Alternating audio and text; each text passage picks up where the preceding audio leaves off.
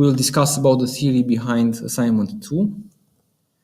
And the first thing that I want to, let's say, outline are the types of UIs that exist and the history behind them in a very brief manner, let's say. So the first type of UI is what we did in the first assignment, which is a command line interface. Right? A command line interface is basically a program that reads its input from a command prompt and prints it also on the command line. Okay? What do you think? Are there tools that use this nowadays? Git, yes. Any other ideas? And why, actually? Why would you create a tool today which works with the command line and not with UI, with buttons and so on? Because you don't have to take your hands off the keyboard. Because you don't have to take your hands off the keyboard, okay. That might be, for developers, that might be a thing. And you can write a script that opens on. Exactly. You can write a script.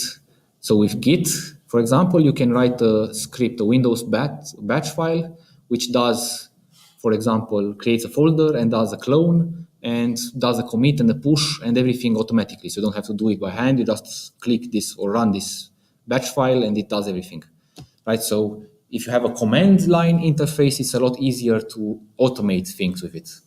If you will make an internship or you will work in the more enterprise or web area, you will see that there is a continuous deployment and continuous integration paradigm, more continuous integration used included at least, which actually automatizes a lot of tasks. For example, you commit something on Git, and then you have a server somewhere which builds your code automatically and maybe pushes it to some deployment area and starts it, does some tests, and everything is usually done with command line stuff. Because then some guy which is doing ops or DevOps is writing a shell script, so a simple script which does the clone, does the build with Maven, for example, which also has a command line, then does a deploy with a command line, and everything just in a plain text file which has commands, right? So that's the advantage. But the disadvantage is, of course, it's not user-friendly. So if I go to a non-technical guy and show him the black screen with a cursor on it, he'll say, what's this? I don't know how to use this.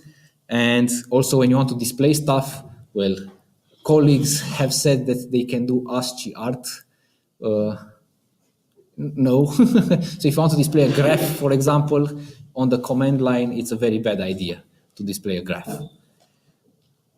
And for that, desktop applications were made, right? Usually desktop applications are or were operating system dependent, although this depends on the technology really. And the disadvantage is that users have to install them, right? So if you want to have, for example, GitHub desktop, you have to install it first, right? Usually these are built mostly for things that either have to work with your local file system, that's one version, like GitHub desktop, or with things that are CPU or GPU intensive, right? If you have a video editing software that does more than concatenate stuff, and also effects and so on, probably you will not use a web tool, you will use a desktop application, like Photoshop. Okay? Then, about 10 years ago, I guess, native applications, mobile native applications started appearing, which have some similarities with normal desktop applications, with the clear, obvious difference that they work on your mobile phones, but they are made for slightly different reasons. Firstly, they have a consistent distribution method, meaning you install them through an app store. If you think about desktop apps, you have to go to a website, download the installer, double-click the installer.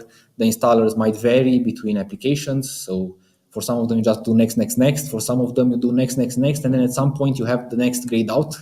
And then you don't know what to do. So you have to read what you have to do.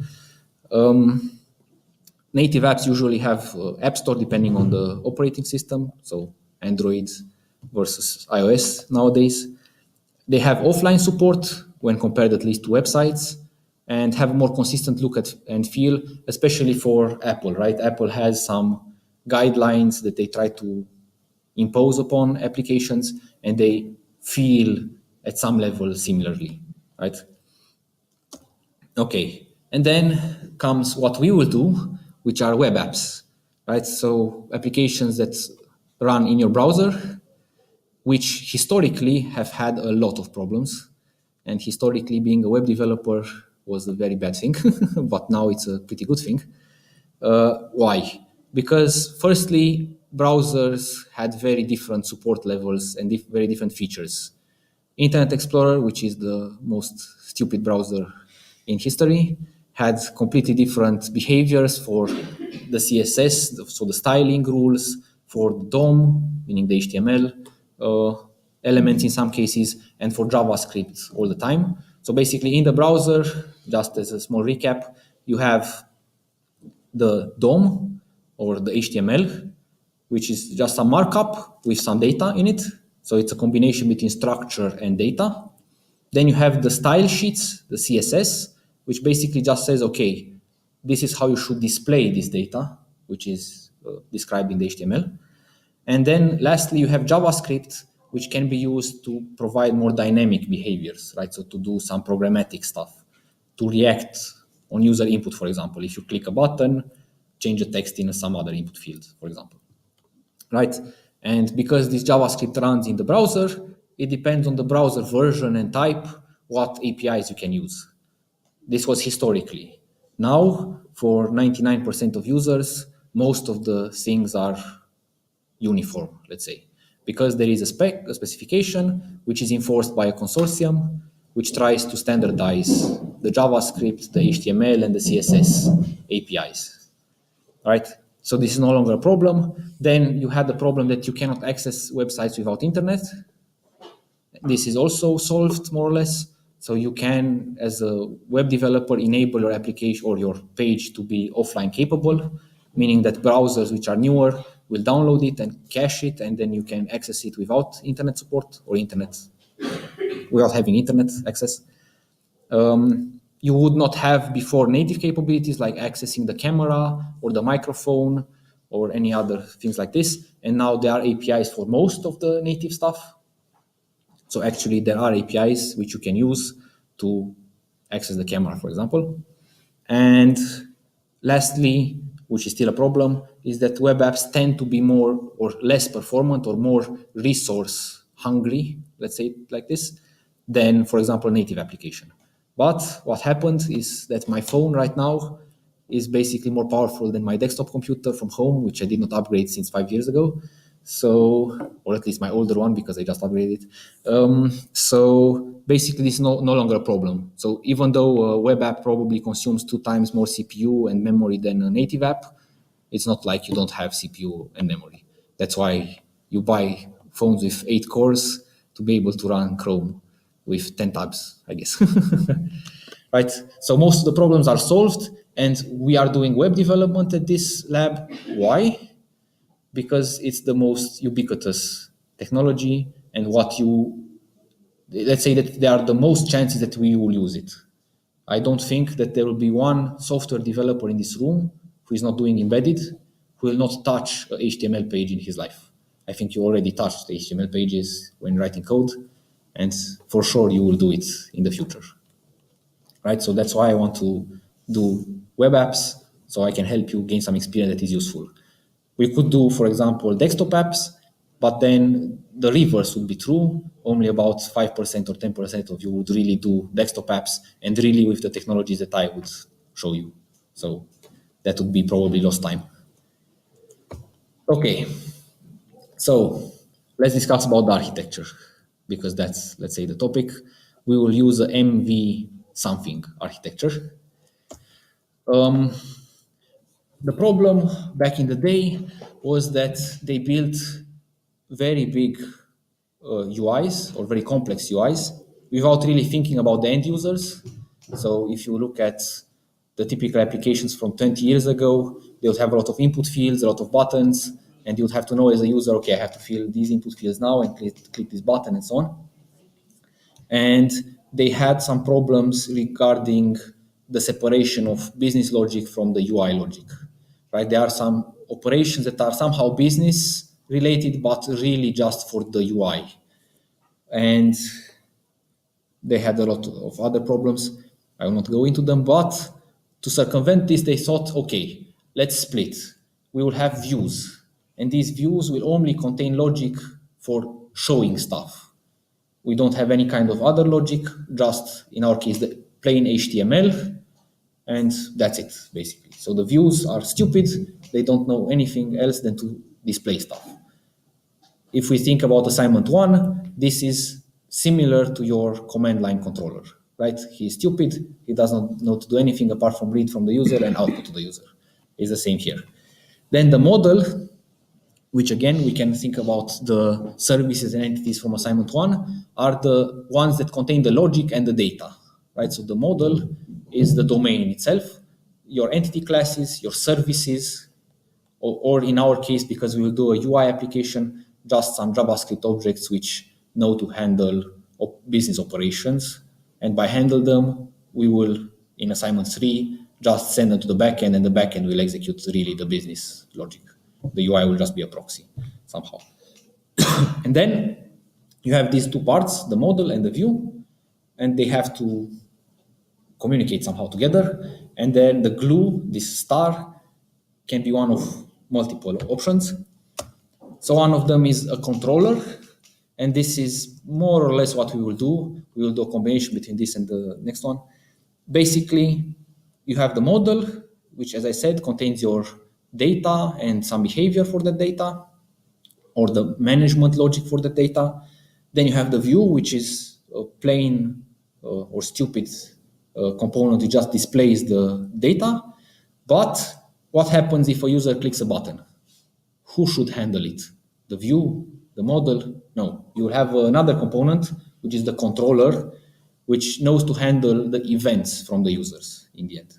Right? So if you have an event from the user clicks a button on the view says, I'm stupid, I don't know what to do, I just forward to the controller, and the controller says, okay, I take this event, I do something with it, I call the model, I manipulate the model, and I handle the event, right? So the controller will be the binding basically between the view and the model in the case of events, actually. Okay, and if you search on the internet, you will find a million explanations about MVC, and all of them are a little different because everybody understands it a little differently. But for us, at least this is what I really recommend. In the model, you have your data itself, which in assignment 3 will connect to the backend, and the persistence will be done in the backend. So you just have an in-memory representation of some objects in the model and some simple operations on them. Then in the view, we'll have some simple HTML, and which displays the data. And in the controller, we have event handlers, which know to react to user inputs and to manipulate the model, right? This is the very simplest option. And then there are two other patterns, which is the model view presenter. The model view presenter is heavily influenced by the MVC. And basically the controller, what they realized is that the controller from MVC is very coupled to the view. So they realized that they have some logic in the C, in the controller, that they would want to test, to unit test, for example, but it was really very coupled with the view. It was very hard to decouple it from the view. So they came up with this MVP, this model view presenter, in which they did a simple inversion of control, or inversion of dependency, dependency inversion. Basically, the controller defines an interface for the view, like a usual Java interface, for example. So what it expects, what kind of events it expects from the view, and that the view is responsible to implement it and map it. And why is this useful? Well, in your tests, you can mock the view. So you can replace the real HTML with just some events that you hard code. And then MVVM, so model view model, is basically they did a revamp at the conceptual level and said, okay, we can imagine that the view is just a source of a stream of events, right? So if you think about what a usual web page is and your interaction with the web page, you can imagine that you actually are producing a stream of events. You are clicking on the login button, you are typing the credentials, you are then pressing do or submit, then you're going on Facebook, whatever. This is a stream of events, and they thought, okay, we can simply bind this stream of events to the model operations by using an adapter, which is this view model, which binds basically the stream of events from the view to the model. We will not use this because it's a lot more complicated. We will use a combination between MVC and MVP, really. Okay? But it's important to understand why we do this. So MVC or MVP are needed just to separate concerns better in a more predictable way, such that you can write code which also can grow. If you do everything in one, it would grow in a very ugly way. With MVC, you'll have multiple views for each page, for example. So one for the list of questions, one for the individual question, and so on. You'll have multiple controllers. Usually each view has one controller. And you'll have multiple models, somehow similarly to how you have multiple services in the assignment one, right? And then it's a lot easier to structure your code. Okay, and the last thing, design pattern, so the observer pattern. Does anybody know about this pattern?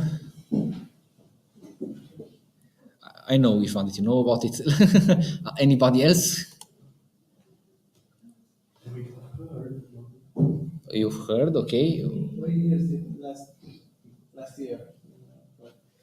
Okay, so you used it before. So I'll briefly go through it. Basically, for example, in our case with MVC, the model is updated, right? When you do something, the model is updated. And you would want to notify maybe other views, or maybe that one view that something changed. Maybe you want to notify some controllers as well. We will see that in assignment 3, we will also get updates from the server. So you might want to also notify other parties about these changes that happened. So the naive way would be that in the model, you'll have references to all controllers and all views and call basically like a notify method on each view and each controller. This is pretty bad. Why? Because you're coupling everything together in a kind of a spaghetti thing. And what's the alternative? Well, you can think of the model as being a subject, right? A thing that is being monitored for changes, let's say, right? And then you can say that this subject can be observed by several listeners, several observers, which should be notified in case of changes, right? In this pattern, these observers have a predefined interface. So you have to have an interface like observer, which has one method, which is called when an event occurs, right? And the subject, the model in our case, would contain a list of all the observers. With this design, you are not coupling the model directly to the views. You are coupling the model to this observer interface, which is implemented then by the views and by the controllers, right? And also what I added, because usually you don't see this in the observer pattern diagram, is that usually when an event happens, you also pass this to the observers. So you pass also some data. For example, if you change an input field, you would pass the new value of that input field to the event. Okay. And pitfalls, so as with any design pattern, there can be a lot of problems. One of them is due to memory leaks. So I'm sure that most of you know what a garbage collector is.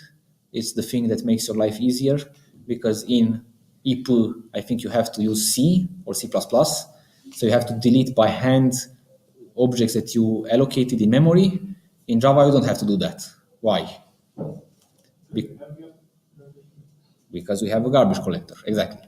What does the garbage collector do? When there is no reference to an object, it will simply make it disappear. Exactly. So when there are no more references to that object or to a whole subtree of objects, it will delete them from memory, that object and the other objects that are referenced there. What could happen, or why could the memory leak happen because of this pattern? Well, you could attach a listener, observer, to your model, which the model, for example, could live for the whole lifetime of the application. But you would want, or you attach this listener and then you want to forget about it. You don't have any more references to it. But actually you do, because the subject has a list of observers and your observer is now in there. So if you don't deregister it, then that will never be garbage collected. And if you do this enough times, then you'll have there a giga of RAM, which is consumed just with dead listeners. Then what I like to call event hell, which is, let's imagine that you have two subjects and each of them is listening to the other one.